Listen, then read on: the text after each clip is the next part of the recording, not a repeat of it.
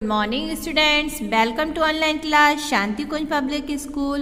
बच्चों, आप लोगों के अब जो है टेस्ट होने वाले हैं। अभी तो आपके रिवीजन टेस्ट चल रहे हैं, उसके बाद में आपके मंथली टेस्ट हैं। और आई होप मैंने आप लोगों को बहुत सारे सिलेबस आपका कंप्लीट है और आपके पास सिलेबस पहुंच भी गया होगा। तो आपको अच्छे से उस सिलेबस को लर्न करना है, इस चैप्टर्स को, उन क्वेश्चंस जैसे मैंने आपको बताए थे थ्योरी में से बीच बीच में बना के आपको याद करने हैं। ठीक है, चलिए आज बहुत ही इंपॉर्टेंट टॉपिक मैं आपके लिए लेकर आई हूँ कि भारतीय संविधान का निर्माण। तो आज इसके बारे में जानते हैं। तो चलिए स्टार्ट करते हैं आज का वीडियो। भारतीय संविधान का निर्माण। दक्षिणी अफ्रीका की तरह भारत का संविधान भी कठिन परिस्थितियों के बीच बना। भारत को स्वतंत्र एवं प्रभुत्व संपन्न राष्ट्र के रूप में स्थापित करने के लिए संविधान की आवश्यकता थी, जिसके निर्माण के लिए संविधान सभा का क्या किया गया, गठन किया गया। इस संविधान सभा में जनप्रतिनिधियों ने काफी अध्ययन एवं विश्लेषण के बाद एक विस्तृत संविधान का निर्माण किया। सबसे पहला आपका आया ऐतिहासिक पृष्ठभूमि। सब लोग टिक लगाते हुए चलेंगे, ठीक है। सर्वप्रथम सन 1922 में महात्मा गांधी ने भारत के लिए एक अलग संविधान की मांग की। इसी क्रम में सर्वप्रथम 1934 में देश में संविधान सभा की गठन की मांग की गई और 1942 में किप्स प्रस्ताव में संविधान सभा के गठन की मांग को क्या किया गया, स्वीकार किया गया। और सन 1946 के कैबिनेट मिशन प्लान में संविधान सभा के गठन की योजना बनाई गई। पर संविधान सभा का गठन कब हुआ? सन 1946 में कैबिनेट मिशन योजना के तहत प्रस्तावित आपकी संविधान सभा के लिए सदस्यों की कुल संख्या 389 निश्चित की गई थी, जिसमें 296 सदस्य जो थे वो प्रांतों के थे और आपके 93 सदस्य भारतीय रियासतों के प्रतिनिधि थे। और प्रांतों के 296 सदस्यों के लिए हुए चुनाव में आपके 212 सीट जो थी वो कांग्रेस को और आपकी 73 मुस्लिम लीग को और 15 अन्य राजनीतिक संगठनों को प्राप्त हुई थी। बाद में क्या, पाकिस्तान विभाजन के फलस्वरूप 389 में से आपके 79 सदस्य अलग हो गए, जिससे कि संविधान सभा में सिर्फ कितने रह गए, सिर्फ 310 लोग रह गए थे।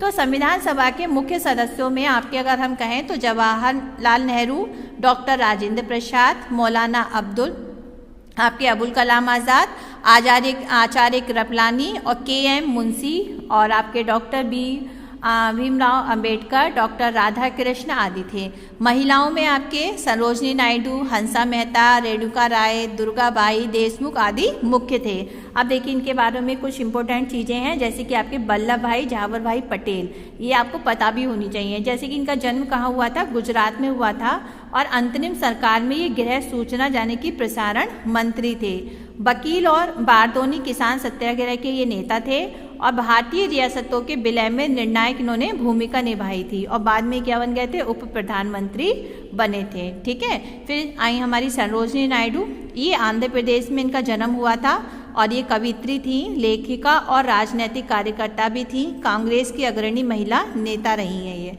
बाद में ये उत्तर प्रदेश की राज्यपाल बनी। फिर आपके अब्दुल कलाम आज़ाद, ये सन 1888 से 1958 और ये इनका जन्म कहाँ हुआ था, सऊदी अरब में हुआ था और ये शिक्षाविद थे, लेखक और धर्मशास्त्रों के ज्ञाता थे। अरबी के विज्ञान और कांग्रेसी नेता, राष्ट्रीय आंदोलन में अग्रणी भूमिका इन्होंने निभाई थी और मुस्लिम अलगाववादी राजनीति के ये विरोधी थे। पहले ये केंद्रीय मंत्रिमंडल में शिक्षा मंत्री रहे थे। इसके बाद में आपके TT कृष्णाचारी थे, ये सन 1899 से 1974 इनका जन्म कहाँ हुआ था, तमिलनाडु में हुआ था और इनका प्रारूप कमेटी के सदस्य रहे, उद्यमी और कांग्रेसी नेता थे और बाद में ये केंद्रीय मंत्रिमंडल में वित्त मंत्री भी रहे। ठीक है, इसके बाद में है आपके डॉक्टर राजेंद्र प्रसाद, ये इनका जन्म कहाँ हुआ था, पहले तो इनका सन जो है 18 से यानी कि इनका जन्म जो था 1884 में हुआ था और 1963, ठीक है, इनका जन्म बिहार में हुआ था और ये आपके राष्ट्रीय सभा के अध्यक्ष, वकील और आपके चंपारण सत्याग्रह के प्रमुख भागीदार रहे थे और 3 बार कांग्रेस के अध्यक्ष भी बने थे और बाद में ये कौन बने थे, हमारे भारत के प्रथम राष्ट्रपति बने थे। ठीक है, इसके बाद में आपके जयपाल सिंह हैं 1903 से 1970, इनका जन्म झारखंड में हुआ था और ये खिलाड़ी और शिक्षाविद थे। भारतीय हॉकी टीम के पहले ये कप्तान रहे हैं, कौन, जयपाल सिंह। आदिवासी महासभा के संस्थापक अध्यक्ष रहे और बाद में ये झारखंड पार्टी संस्थापक रहे। इसके बाद में है आपके SC मुखर्जी, इनका सन 1887 से 1956 और जन्म हुआ था इनका बंगाल में।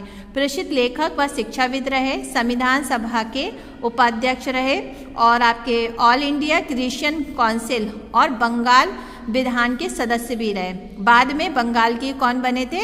राज्यपाल बने। ठीक है, अब यहाँ पे दिया है संविधान सभा की प्रथम बैठक, इसको जरूर याद करना है, ये बहुत ही इंपॉर्टेंट है। ठीक है, संविधान सभा की प्रथम बैठक जो थी वो 9 दिसंबर 1946 को हुई थी, जिसकी अध्यक्षता वरिष्ठ सदस्य डॉक्टर सच्चिदानंद सिन्हा ने की थी। ये क्वेश्चन बहुत पूछा जाता है।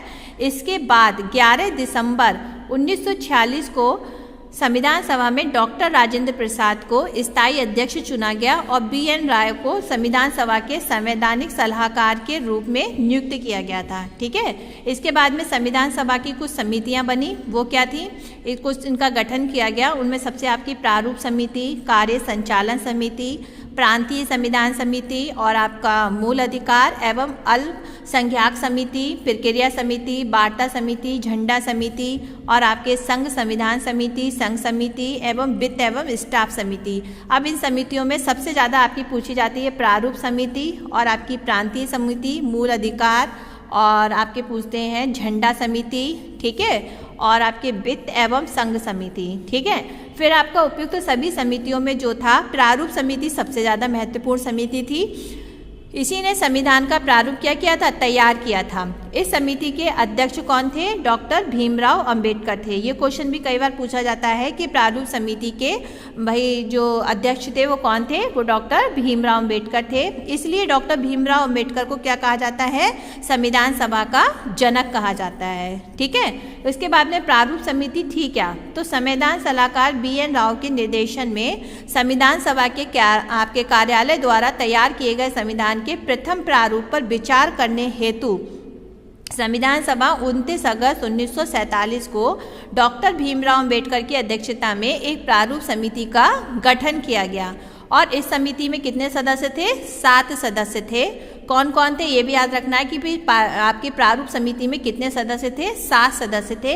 कौन कौन थे? डॉक्टर भीमराव अंबेडकर जो कि इसके अध्यक्ष थे, N गोपाल स्वामी अयंगर और आपके अल्लादी कृष्ण स्वामी अय्यर, KM मुंशी और आपके मोहम्मद सादुल्ला खां, N माधव राव। और ये जो माधव राव जो थे वो BL मित्र के त्याग पत्र देने के कारण नियुक्त किए गए थे। फिर आपका DP खेतान, ये जो थे 1948 में मृत्यु होने के कारण इनके स्थान पर जो था आपके T कृष्णाचारी को सदस्य बनाया गया था, लेकिन चुने ये गए थे, लेकिन जब इनकी मृत्यु हो गई तो उसके बाद में इनको चुन लिया गया था। तो प्रारूप समिति द्वारा संविधान को अंतिम रूप संविधान सभा के चतुर्थ अधिवेशन में प्रदान किया गया। ठीक है, इसके बाद में कुछ इम्पोर्टेंट चीज़ें और हैं जिनके बारे में हम नेक्स्ट वीडियो में जानेंगे। हमारी जो जी दुर्गाबाई देशमुख, कन्हैयालाल मंडीलाल, ये सारे बहुत सारे अभी इनके बारे में हमको जानना है। तो आप लोग क्या करेंगे, जब जो भी आपके सिलेबस में आ रहा है टेस्ट में, उन सबको अच्छे से लर्न करेंगे। जितना मैंने आपको कॉपी में कराया है, आपको जो ऑब्जेक्टिव क्वेश्चन की मैंने एक अलग कॉपी आपको बनवाई थी, उसमें से भी आपको क्वेश्चन याद करने हैं। ठीक है बच्चों, और इसके आगे का चैप्टर जो है, टॉपिक जो है, आपको मैं नेक्स्ट वीडियो में समझाऊंगी। तो सब लोग अच्छे से लर्न करेंगे, अपने वर्क को कंप्लीट करेंगे और अच्छे से पेपर देंगे। ठीक है, तो चलिए फिर मिलते हैं नेक्स्ट वीडियो में। तब तक के लिए बाय बाय, टेक केयर।